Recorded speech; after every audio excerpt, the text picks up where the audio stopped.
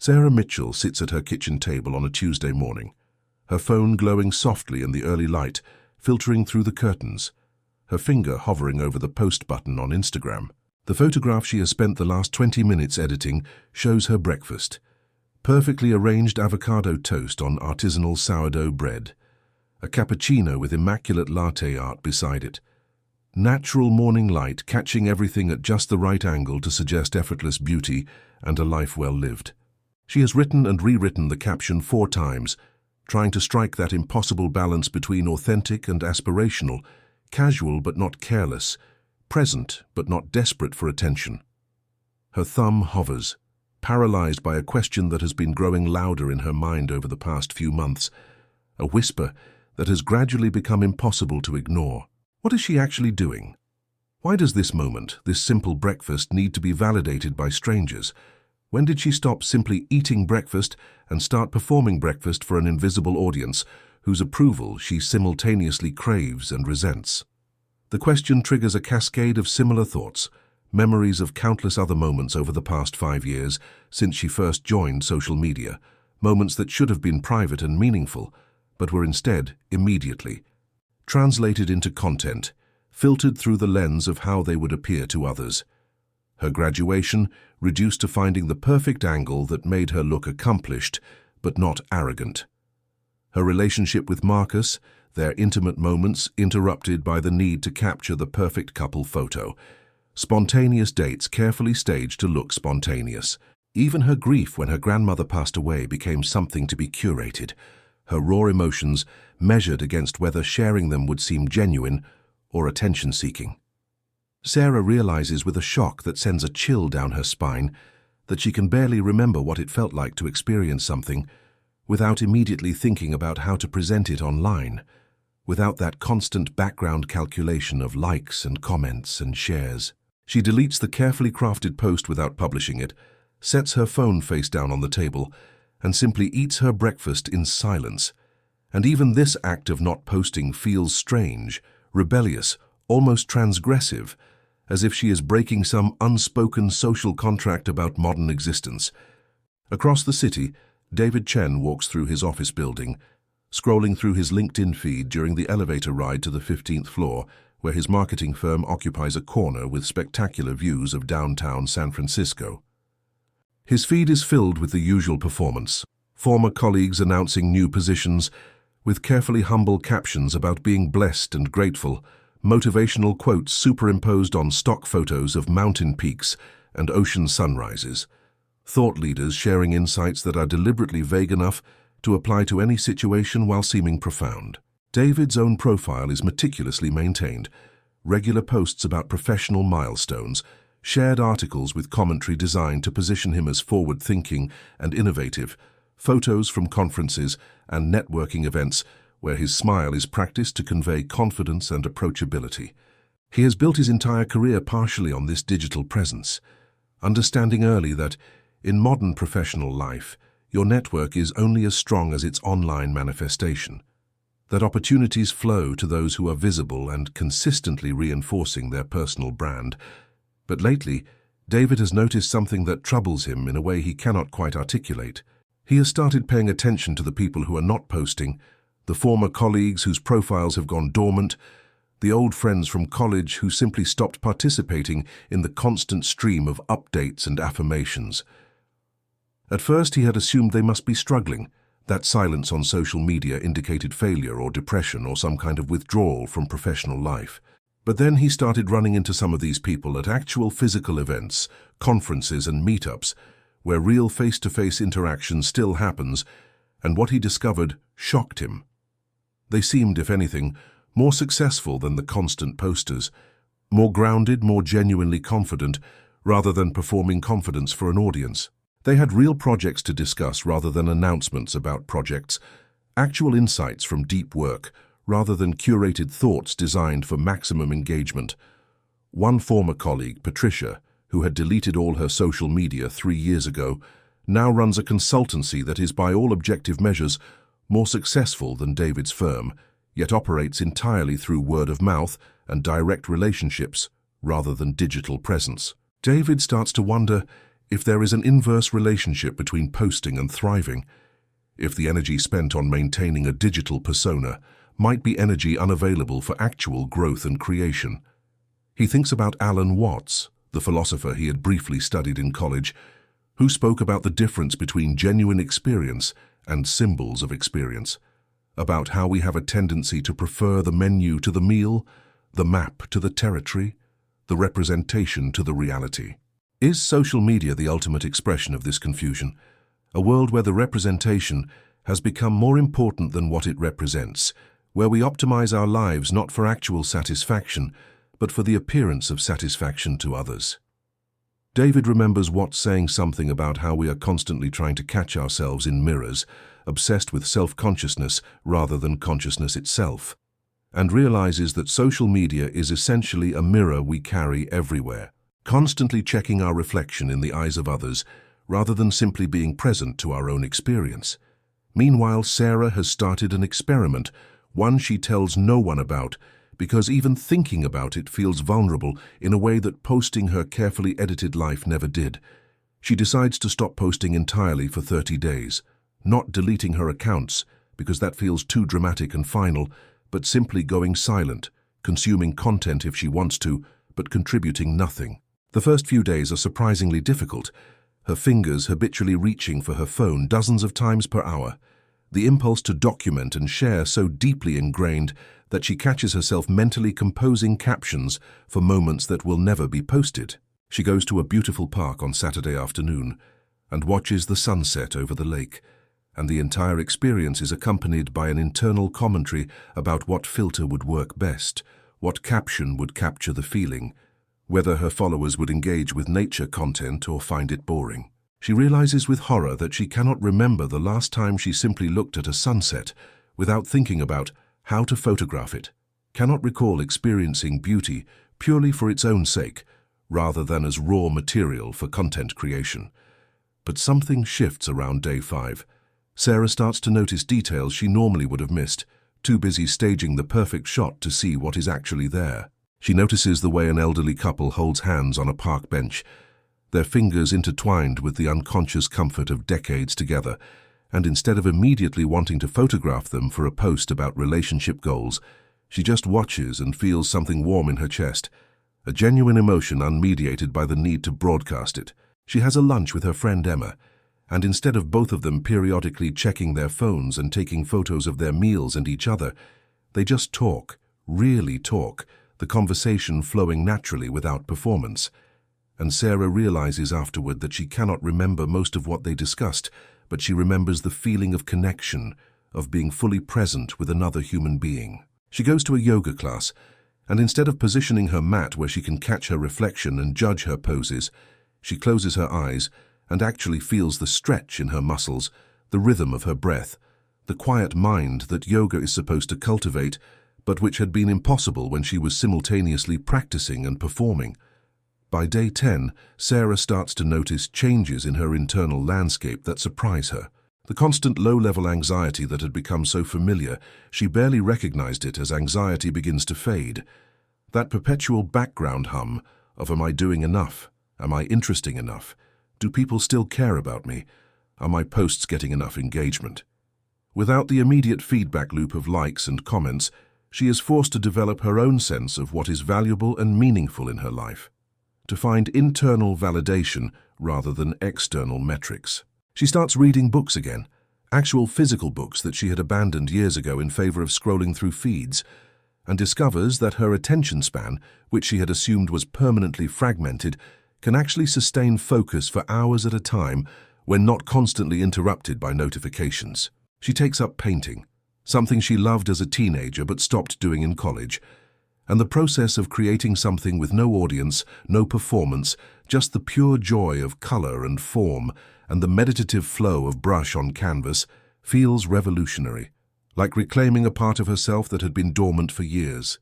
David, meanwhile, has been doing his own research, falling down a rabbit hole of studies and articles about social media and mental health, about the psychology of constant connectivity and performance.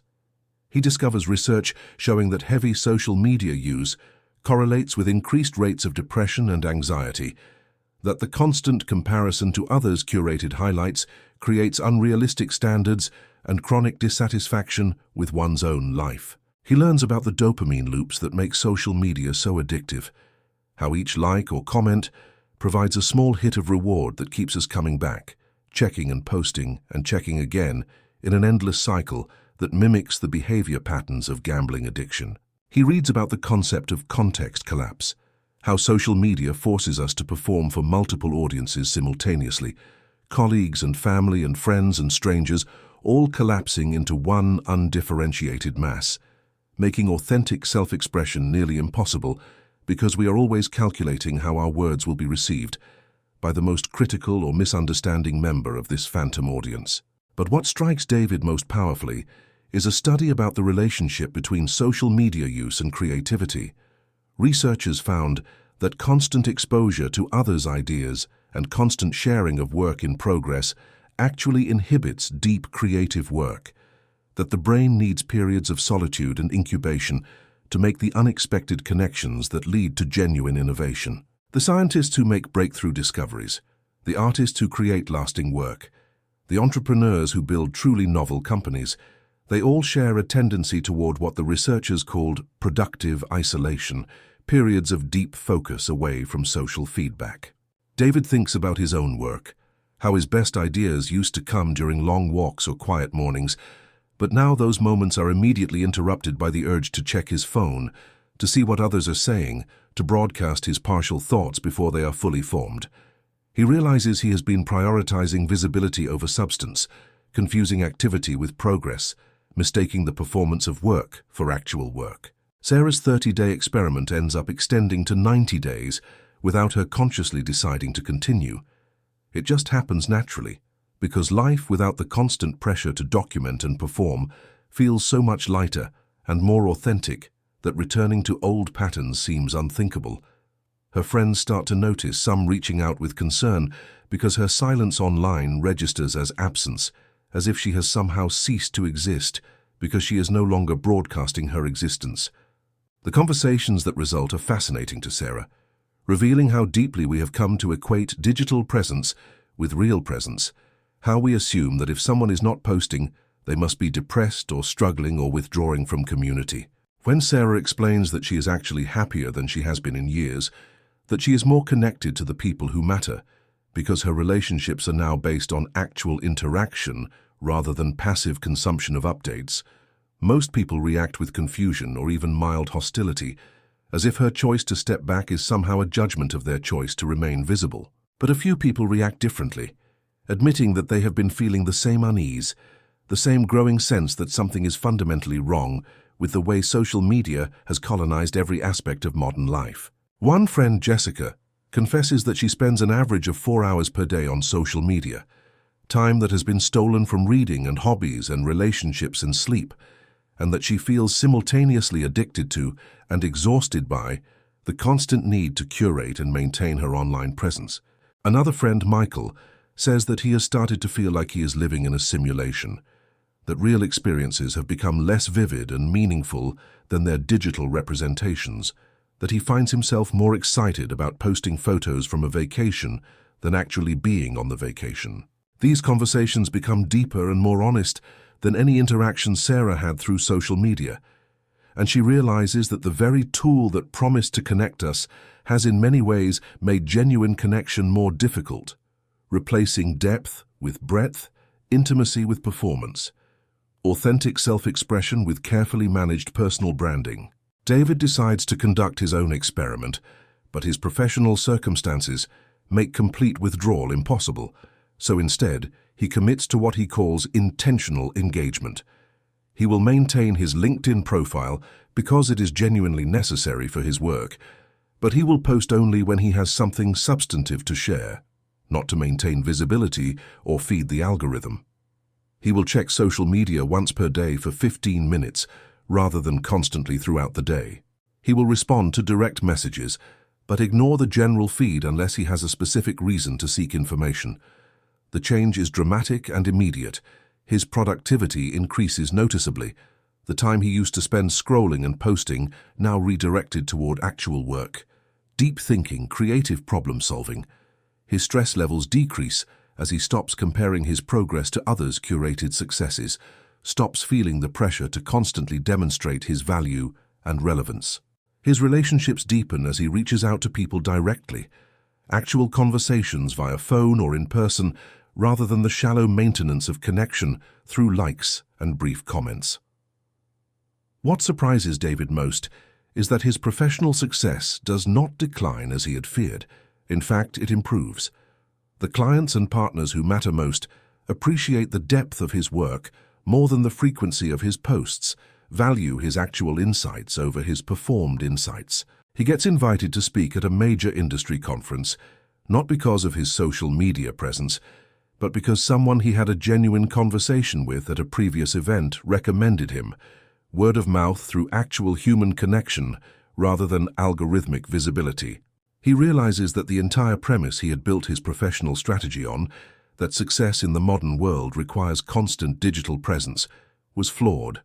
A story we tell ourselves that serves the platform's interests more than our own.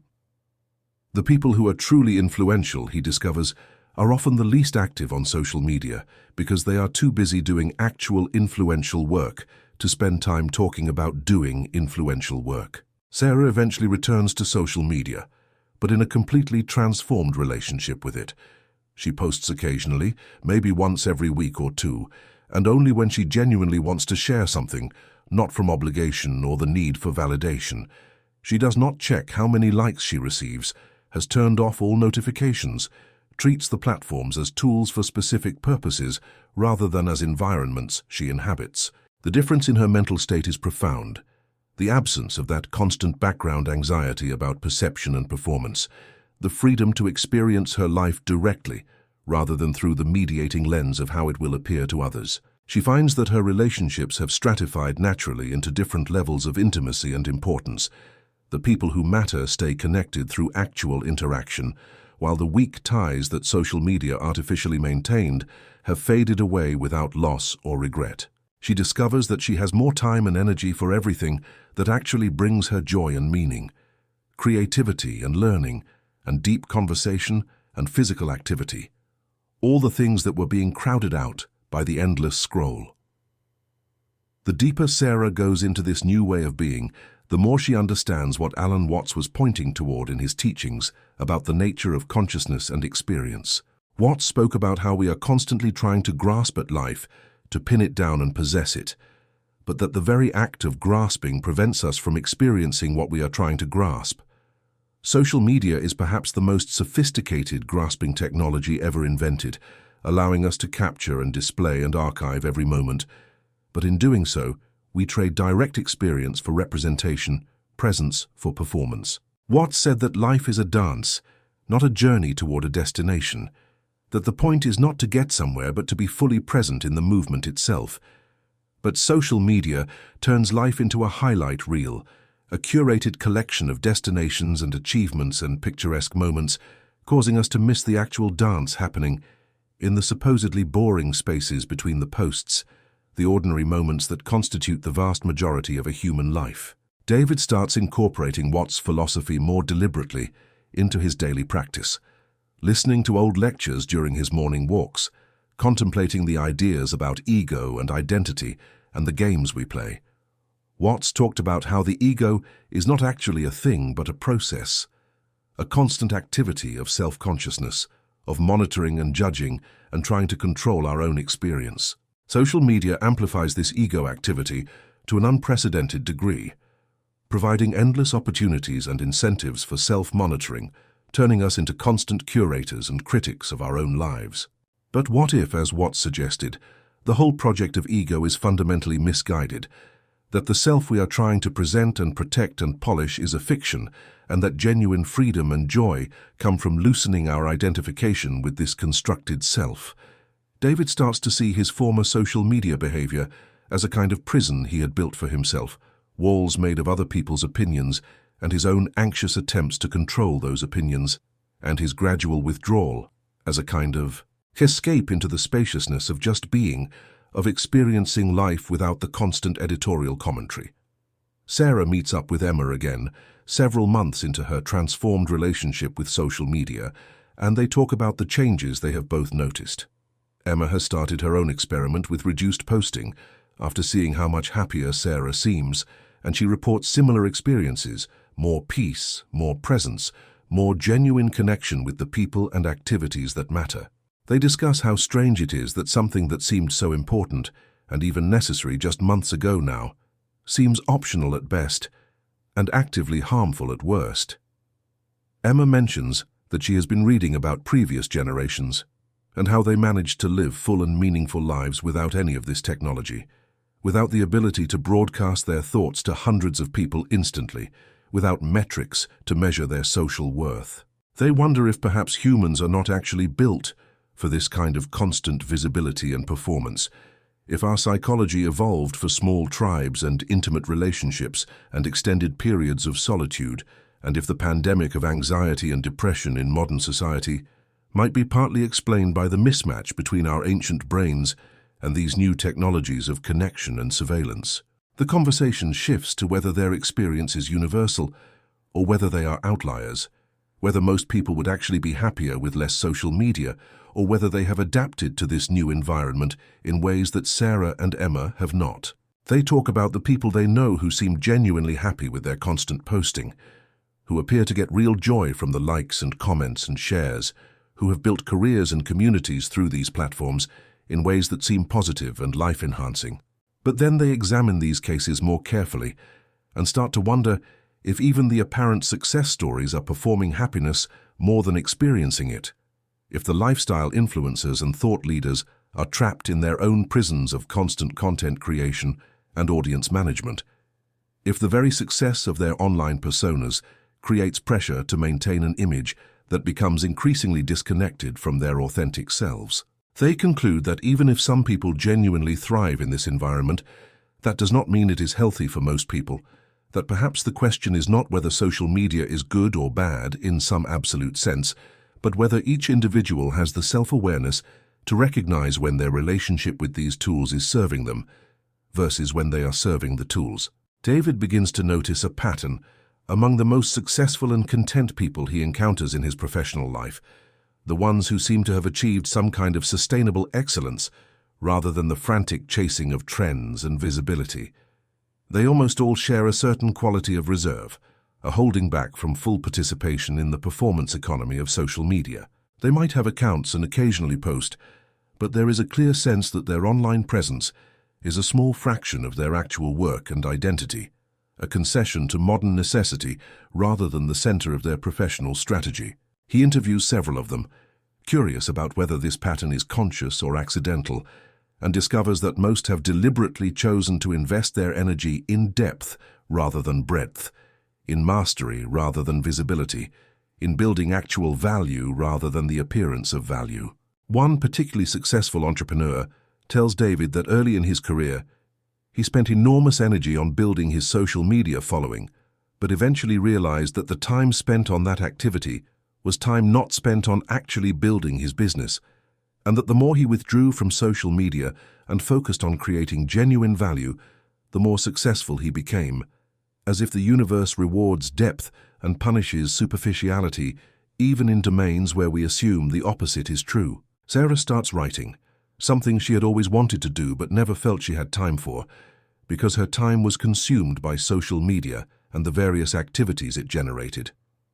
She discovers that writing requires a kind of sustained focus and willingness to sit with uncertainty that is completely antithetical to the instant gratification of posting and receiving immediate feedback.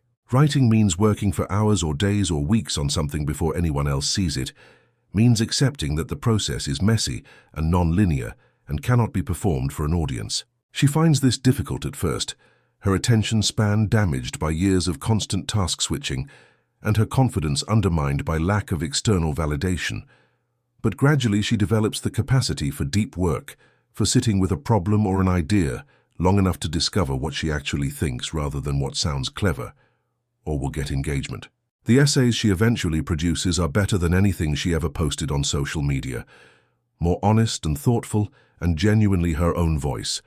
And when she does occasionally share them online, the response is different, fewer likes perhaps, but deeper engagement. People actually reading and thinking and responding substantively, rather than scrolling past with a quick double tap.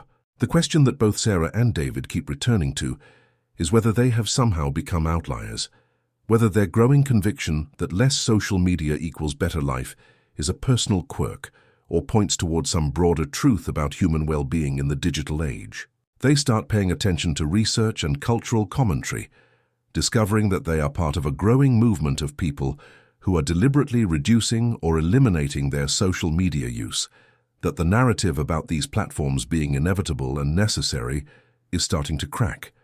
They learn about the concept of digital minimalism, about being intentional and selective with technology, rather than passively accepting whatever tools are popular or profitable. They discover writers and thinkers who are articulating a philosophy of resistance to the attention economy, arguing that in a world that is constantly trying to colonize our consciousness, the most radical and important act is to reclaim control over our own attention, to decide for ourselves what deserves our focus and engagement, rather than allowing algorithms and platforms to make those decisions for us.